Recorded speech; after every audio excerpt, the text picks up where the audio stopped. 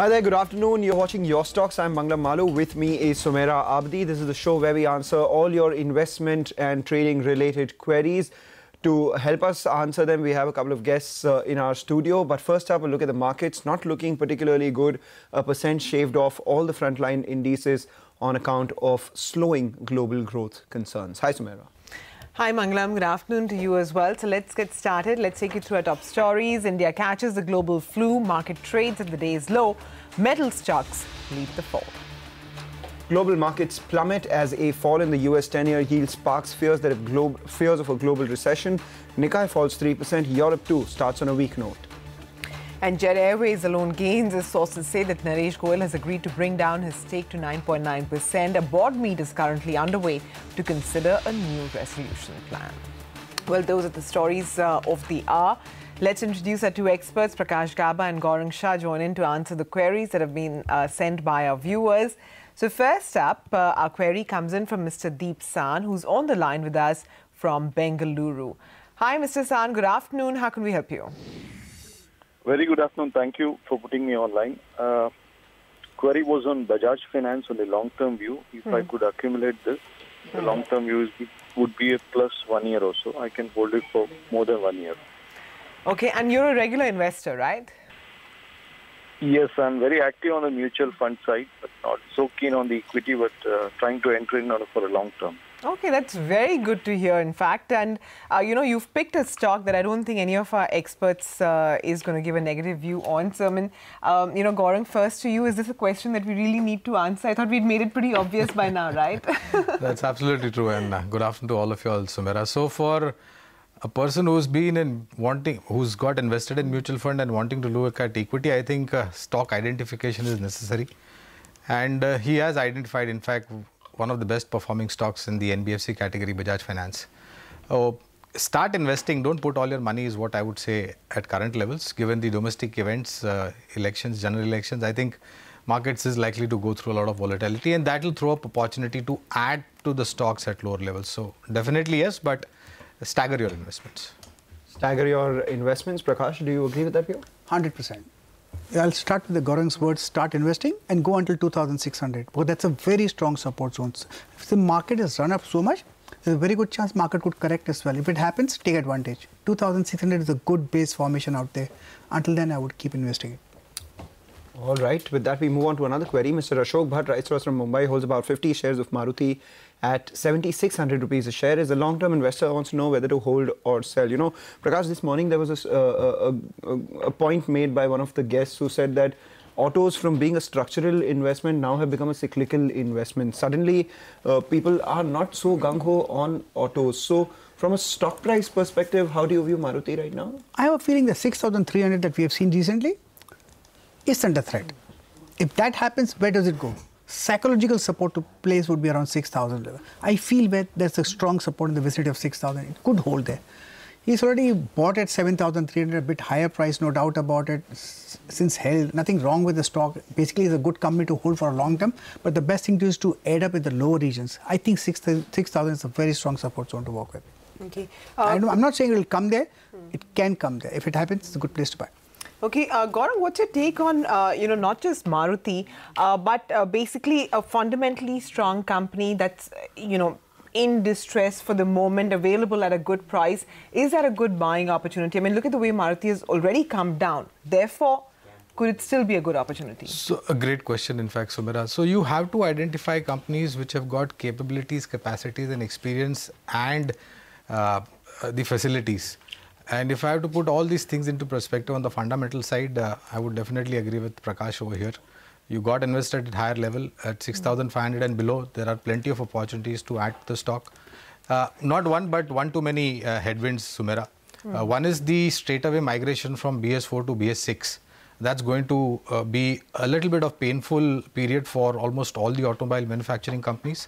But this I'm talking with a short to medium term view. If I have to look at a larger picture and the historical performance of the company, well, it definitely qualifies one as an investment idea. All right, fair point. That's the view coming in on Maruti. With that, we have another query coming in on the sugar space. Aditi Nair, she writes to us from Pune, holds about 307 shares of Dwarikesh Sugar at 62.7 rupees. A long-term investor wants to know whether to hold or sell. Gaurang, you know, earlier it was just about sugar. Now people are looking to play the ethanol cycle on sugar as well. Do you think in that Dwarikesh Sugar is something which is a good bet? So Mangalam, you know, this sector actually, if you go to see, is highly vulnerable to the government policies, point number one. Point number two, the only stock that we covered in the sugar pack was Balrampur Chini a while back. But again, after Target being in place, we have dropped the coverage. So since there is no coverage, I won't be in a position to answer stock specific over here. Fair enough. Prakash, your take on Dwarikesh? I don't like the stock structure basically. To me, it's weak. Seeing an up move, of course, closer to around 20 zones. May hold, may not hold. How long it's going to take is difficult. Its cost price is too high. If I had a stock with that kind of horse price, with not unsure about its future, I would be out. Okay, up next, Satish K has written to us from Qatar. He has 750 shares in RBL Bank, which he bought at about 550 rupees. So he's making quite a bit of a profit over there. He's a long-term investor and wants to know what he should do at the moment. Prakash, I know he's a long-term investor, but anything about the levels? I mean, you know, 550 looks like a good round buying price. Therefore, how much, what's the upside over here? I like the start structure. It's positive. Formed a very good base. A very good base closer to around 500 zones. And it's big breakout there. So after a long consolidation like this, if the up move is started, it's not going to stop for small.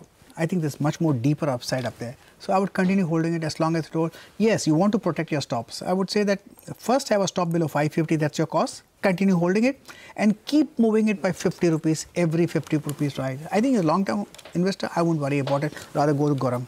Okay, Gaurang. Yeah, I agree with Prakash. And in fact, Sumira, this is one of the new kid on the block. Post-listing has been a stellar performer. In fact, a disclosure over here, during the IPO, we had a subscribe recommendation, and post that, we have a standalone recommendation also. And my sense, Sumira, is that the retail corporate banks should start looking much better on fallback of earnings.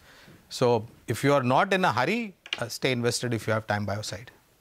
All right. Meanwhile, just keep an eye out on individual stocks. Bharti Airtel is at the low point of the day. We have Raymond, which has seen a sharp slip, and Tata Power too, from the mid-cap end of things, not doing too well. Non-index large cap, if you must. Tata Power too. And as our ticker team is telling us, Magma FinCorp, that's the stock which has seen a cut of close to around 7-8% as well. And conversely, we're seeing some money come back to the FMCG space, which was underperforming earlier as money was chasing high beta names. Maybe some flight to safety seen as far as FMCG is concerned. HUL at the high point of the day. We have another query. Saurabh Mondal writes to us from Kolkata. Holds about 200 shares of Bank of India at 86 rupees for the last 2 months. Long-term investor wants to know whether to hold or sell. Well, Gaurang, coming to you first, it's a public sector bank. A lot of people use it as trading opportunities. He's entered 2 months ago, sitting on some profits. Do you think he should hang in there for the long term, or maybe once he gets some money, put it out off the table? So, Mangalam, we have a reduce on Bank of India. Okay. And if you do want to be in the PSU banks, then State Bank of India and Indian Bank, I think these are the two banks that we would prefer for a long-term investment.